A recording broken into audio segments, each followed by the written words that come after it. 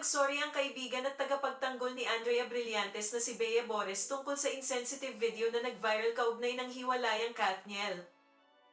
Sa kalagitnaan ng pag-amin ng breakup nila Catherine Bernardo at Daniel Padilla noong November 30, kumalat sa social media ang maikling video clip na umano'y in-upload sa Boss Toyo social media page.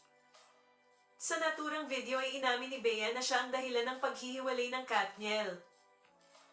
Ayon pa kay Bea, ano daw magagawa niya ay maganda siya. Bima, Ako talaga. Ako Ano? talaga yun. Ako talaga. ikaw ba talaga? Sige na, aminin ko na. Ako na! Ako na! Ikaw talaga ang dahilan? Ikaw? Ikaw talaga ang dahilan? Ito Ano po. gagawin ko? Ganto ko. Marami namang netizen ang nagsasabing insensitive daw ang mga sinabi ni Bea sa video. Marami rin ang nambash sa dalaga kaya naman naglabas na ito ng public apology sa kanyang Facebook account. Ayon kay Bea, I am sorry for any offense I may have caused for appearing in a video on Boss Toyo's page. I acknowledge that it was very insensitive of me. I do ask for people to remember not to judge me and my whole being based on that short video.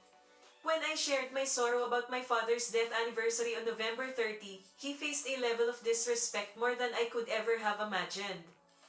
Nonetheless, I apologize for my behavior and strive to do better for all those who are with me in this journey. I would also like to thank all those who continue to support me despite my own mistakes. And hope that we can be better people together. Kung nagustuhan mo ang content na ito, huwag kalimutang mag-subscribe at i-click ang share, like, at mag-comment ng inyong opinion. And favor naman po, please don't skip the ads.